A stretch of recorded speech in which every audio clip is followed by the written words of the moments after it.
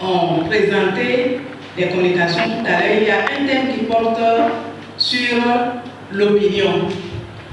Vous voyez, quand vous êtes acteur politique et que ce que vous voudrez que vos militants sachent de vrai, vous ne vous occupez pas de ça, surtout au niveau local.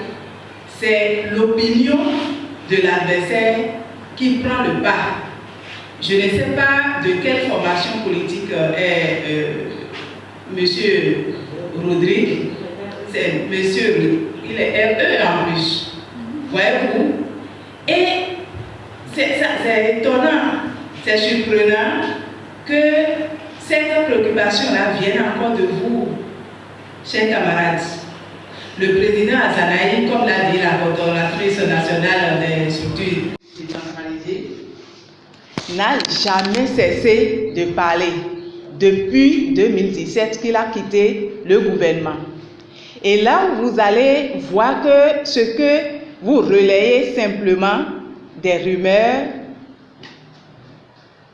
qui est l'opinion, qui constitue l'opinion que l'adversaire voudrait que vous relayez, c'est quoi? Les mêmes personnes qui disent Azanaï ne dit plus rien, ce sont encore les mêmes personnes qui disent il parle trop, il fait trop de discours creux. Nous avons besoin plutôt des actes. Quelqu'un peut-il faire un discours silencieux? Non, répondez-moi. Mais que disons-nous finalement? Quand les gens le disent, il vous appartient à vous de dire vous êtes dans l'erreur.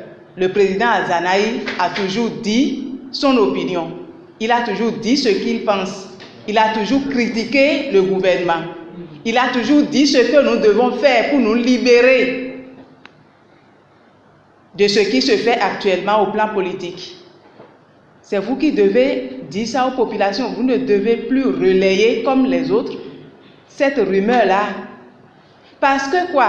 À force de répéter ça, vous êtes militant. Si les gens le disent et que vous croyez, qu'est-ce que vous voulez enseigner à vos militants à la base? Ils vont croire comme vous. Et quand ils seront en face d'autres personnes qui sont peut-être des adversaires, ils n'auront pas les arguments nécessaires pour faire la désintoxication. Parce que c'est bien de l'intoxication ce qui se dit. Et ceux qui le disent ont une idée derrière la tête, celle de dire Azanaï ne parle plus, il est devenu du coup silencieux parce que, et la suite vous connaissez, je ne veux pas dire parce que j'ai horreur de ça. Oui,